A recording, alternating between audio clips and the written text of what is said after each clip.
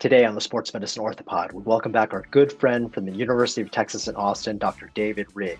As you may recall, David is an orthopedic surgeon like myself with a special emphasis on the upper extremity, but he's also a mental health specialist. He's a professor of not only surgery, but also psychiatry at UT Austin. And this is a special and uncommon combination. Orthopedic surgery and psychiatry are not typically associated with each other. In fact, orthopedic surgeons are oftentimes accused of one, not understanding feelings, and two, not having any feelings of our own. So David has special insight, particularly when it comes to sports psychology. And so with everything that's going on with our top athletes in terms of their challenges with mental health, I had to bring David back on. So here is the interview. I think you'll enjoy it. Here it is.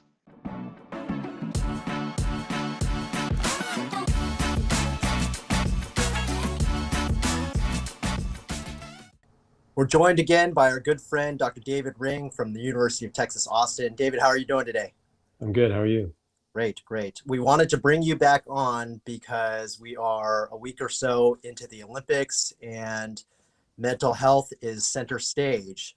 We had Naomi Osaka before the Olympics, as we talked about the first time you were on the show, and she spoke to the pressures that she faced during this Olympic run, and now Simone Biles. So two of the top athletes in their sports, two of the most notable, known, famous global figures in gymnastics and women's tennis, have cited mental health struggles as an impediment to their experience at this Olympics. What have you been thinking as you watch this play out, particularly with Simone Biles? Well, I've heard a lot of, I haven't paid a lot of attention to the media and the comments, but I have heard some very good descriptions of or interpretations of what's going on that put my thoughts into words better than I could. I almost feel like you should be talking to somebody else. But you know, we're from building on what we talked on from the prior podcast is, you know, people may not realize. I think they see the physical prowess when they see and the training and the fitness and all the time practicing these things. They understand that. We were watching it in the office. We had it in the office, and everybody's just like oohing and awing at what the athletes can do, from synchronized diving to just everything they can. It's just amazing to us. It makes us gasp, but I don't think we realize that it just as deserving of our awe is the mental stamina and fortitude it takes to get all that done. So you have to be driven, motivated. You know, the days that you don't really feel like practicing, you got to get up and go anyways. When you're sore, you work through that. There's so much to go. Then competing, everybody's watching you, particularly if you're on TV. When the moment comes, let's say you need a few more points for gold, or you're losing the match or something like that. You know, I think if the baseball hitter up at the plate and you're the last chance for the team, and that we've seen where that kind of let's say energy creates an amazingly positive outcome. I remember as a Red Sox fan in Boston, I remember Derek Jeter just like, where does he get that? Well, he keeps ruining everything. He just pulls it out of, like, that guy loved to be in that situation, in that mental like boiling pot. And David Ortiz was that way for the Red Sox. And he's like, how do you keep doing that? You come up, you're going to get their best pitch. Everybody's watching, everybody's thinking, and somehow it makes them focus more. And when you see somebody like Naomi Osaka or Simone Biles, that's how they got where they are. I mean, they're the master at that. You know, and as I say that, it makes me think of how in our everyday world as orthopedic surgeons and clinicians, I may be like in my practice setting right now, 60% of the people I see are on county insurance. They're in safety net insurance. So I'm seeing people who are irregular immigrants, worried about even seeing me because it might lead to deportation. I'm seeing people who have grown up in East Austin, which was I mean, they were talking about redlining. I mean, they were just, black people live here, and they are now getting pushed out of there from gentrification. Now they ride 3 buses to get to me, and just have had all the disadvantages of the world. And they might come to me in a moment of where distress or stress, let's say they can't pay their rent or something, is really driving their symptoms, and it drives them up. And that's what we study. Their symptoms are higher than we would normally see for that condition. But I know that I'm talking to a super resilient person.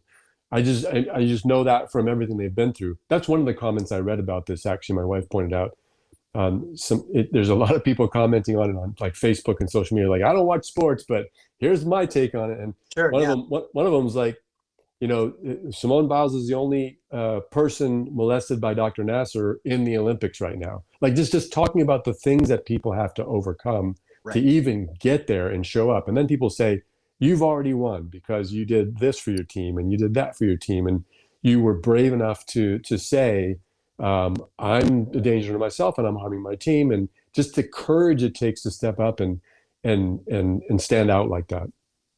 Yeah, and I think you should have said this at the top. We're both healthcare professionals. We're both orthopedic surgeons. You have special expertise in mental health, psychiatry, but we don't know Simone Biles. We don't know No. Naomi Osaka. We don't know the details of their care. And that's not why I brought you on today. I brought you on because I wanted to ask you, with your expertise, do you think there is a bigger picture here given Simone Biles, Naomi Osaka, Sha-Carri Richardson, Nyjah Huston? It's not just an isolated incident. This isn't, Chuck Knobloch with the yips. Do you think this is a reflection of a larger systemic problem? Like, is there too much pressure on these athletes?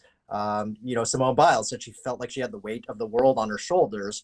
Is this a snowball effect with the pandemic, the Olympics being delayed a year, the mental stress that comes with that, the mental stress with participating in Tokyo with no fans, in kind of a state of emergency in that country currently with COVID-19? Or do you think these are just individual cases and mental health is very individual, with not necessarily a societal connection? Well, as you list all this additional stressors upon all the ones that, and I referred to a few, and I, like you say, we can't even imagine what athletes go through, and what these particular athletes are going through.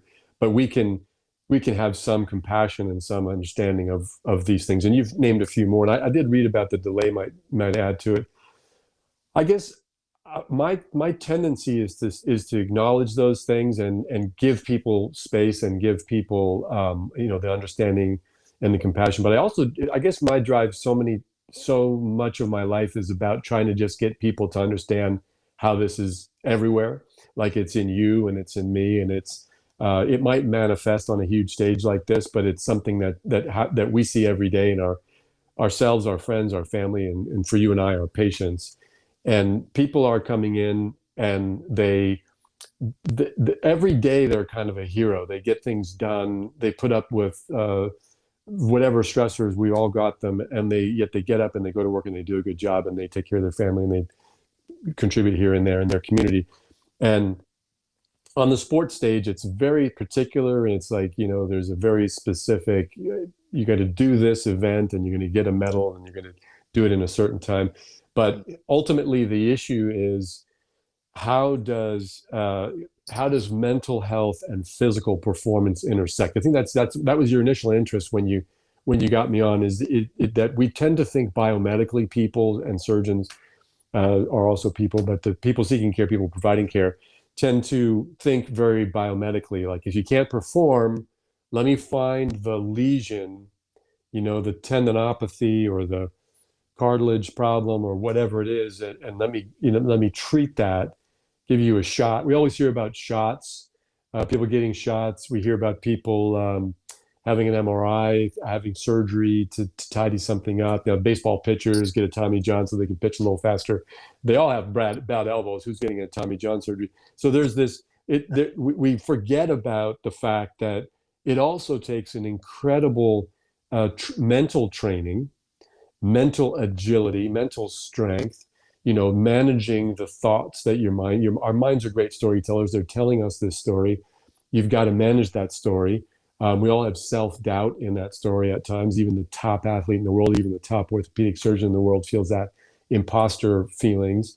And you may feel worry, you may feel, which anxiety, you may feel a little bit less hope or optimism, depression. And so we all have those symptoms. And to get to where just to live a regular life, you have to manage those symptoms, let alone to be an Olympic athlete. Yeah. And, something you said there about sympathy. 3 of those athletes are women of color. Nyjah Huston is also a minority. We have no idea what it is to walk in their shoes. We can't understand their experience. We also can't understand what it means to be the best athlete at their particular sport at any given time. But we certainly can sympathize with it. And as you said, give them the space and understanding and not judge. Yeah, I always see that bigger picture, and I think a lot of people do that with sports. It's always been that way. Modern mythology, and how does that tell us something about ourselves and tell us something about our society? And you mentioned, I'm talking about the resiliency that we witness every day in people. Sure. I just finished watching this morning the documentary about James Baldwin, I Am Not Your Negro. And that's his whole thing, is like, white people walk around thinking nothing happens or nothing happens, and that this is all past us, and you don't know what it's like to be Black in America. Right. And that was like, that his time was the 60s, where he was on TV and stuff, but it's no different today than it was then. And fortunately it's back we're talking about it openly. I think it's true. We can list the things, and that's a big one, that people are having to manage and work against. And being an Olympic athlete, there's so many of those things that you have to face. But every one of us in our daily life has to face them to some degree. Yeah, absolutely. Last question for you. We touched on this a bit in the previous episode when we had you on for the first time. How much do you think social media has come into play as an influence on mental stress? I mentioned Chuck Knobloch, these Rick Ankiel, these very sort of infamous now stories. We kind of chuckle at them. The yips, they were not very common over the last 20, 30 years in sports. They're so uncommon, right, that we know exactly the players that had these struggles during their days as players. But now it's becoming much more common. And one thing I think that's obvious, and we've certainly talked about this, and it's out there, is that the 24/7 scrutiny that comes with social media and stardom and fame now can really be crushing and create a pressure cooker type environment. Now, on the flip side, we have access to these individuals so that we can hear about what's going on with them. And it's kind of the gift and the curse, I think, of social media, is that it's maybe created some unforeseen problems with the intense exposure, but at the same time, then we have an ability to shed light on what's going on with these people who in the past would just be totally inaccessible. Yeah, I'll take the positive spin first. We talked about it a little bit on the first podcast. What sports and the military are doing is they're opening up a conversation about how important mental and social health are, and they're attending to those, and they're taking the stigma out of it. And I do think this is a real moment for that. And you see I haven't read the comments online and stuff like that, but I think there's very mean comments, step up, you're letting us down, and all this. Sure. For really dehumanizing, ultimately completely dehumanizing way to approach a person. You're supposed to just, win us, your robot that wins us gold medals or something like that. And what we're having a discussion about that no one is like that. No one is a robot. Even the top even the best at what they do is a human, and that means they have worries and doubts, and their hope is a little bit limited. It's hard to control the story that you're telling in your head. To the social media part, what comes to mind is this interview that I read and watched with Yuval Harari, who wrote *Sapiens* and *Homo Deus*, and is a historian that is really good at bringing together how our human culture and human mind was shaped. And Tristan Harris, who was the chief ethicist at Google, and what they were talking about is that YouTube and Google and these websites use all social media, to Twitter, Facebook. They all use the way our minds work to grab us and pull us in, so that we watch more content and see more ads. Sure. And it's psychology, science being applied in its worst possible way to make us super consumers for their benefit. That's why they don't mind if people are spending a lot of time talking about controversial stuff, or stuff that makes people hesitant about vaccines, or those are public health miracles. There's no other way to look at them, and yet we're allowed to question vaccines way beyond what is merited, because it drives traffic and it keeps people there. And so what they said is, given how much these powerful others know how your mind works, you got to keep up.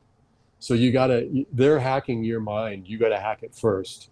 And that's kind of, I feel like that's what I'm constantly telling, guiding my patients to that way of thinking, and telling my colleagues that we need to help as clinicians, we need to help people get the best possible story in their head. And as a person, you need to realize that it's a fight to keep the best possible story in your head. And I think social media for a high profile athlete has to be like that. It's almost impossible to avoid. There's no way you can there's no way you can be unaffected by negative comments, mean comments, cruel comments, dehumanizing comments. In fact, the more outrageous and inhuman the comment is, the more it'll be like, really? And it'll hit you deeper than you can imagine. You'd figure you could deflect that one the easiest. I bet that's some of the hardest stuff. Knowing from personal experience, like we get our Yelp reviews, and I've had my things, like doing a wrong procedure. I've had other things, and just the complete, the fundamental attribution error. You've done something bad, you are bad. And it just cuts me deep. And I think it does for all of us. So I think that social media makes that harder. Yeah. Well, David, thanks so much for joining us again. My takeaway from this is that it's kind of sad, and not because we don't get to see Simone Biles compete at what she's best at, but because I think back to myself growing up playing basketball.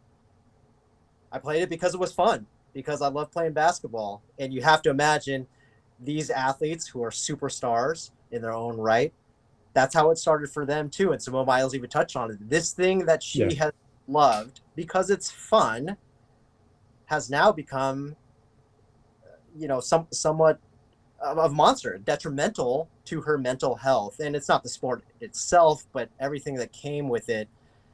And that's just sad, unfortunately. And think about us surgeons. It's the same thing. We becoming an orthopedic resident is, I don't want to equate it to becoming an Olympic athlete, but there are similarities in terms of self-sacrifice and family sacrifice, and just the drive and all the things, all the barriers you have to get through, and all the self-doubt and difficult times and complications, and when you're learning it. So we can lose the joy in what we do as well. And yeah, I think that is the heart of it, is when you can no longer just enjoy your art and your talent, then there's a problem. Yeah, and we suffer, but they're the ones truly suffering, and we sympathize. Our heart goes out to them. David, thanks so again for joining us. Any parting thoughts? No, I think I enjoy you leaning into this topic, like on the fly. My daughter, who I asked about, what should I say? And she said, well, it's interesting because she actually hasn't made a decision yet whether she's going to compete in the individuals. Yeah. And I think that's a great part of the story, right? Right. Yeah, just keep it real, keep it human. And yeah, so thanks for highlighting these issues. Of course, yes. And to those athletes, best of luck and take care of yourselves first and foremost. And we'll see you when we see you. David, thanks so much again. Folks, thanks for tuning in. We'll see you next time. Bye-bye. Hey folks, thanks for tuning in. If you like the show, please subscribe, like, and share. And we'd love to hear from you. If you have a question about today's show, or you, a loved one, or maybe your favorite athlete has sustained a sports medicine injury that you would like to know more about, please reach out to us on Twitter, Instagram, Facebook, or email. And stay tuned for more exciting content from the Sports Medicine Orthopod. Thanks again.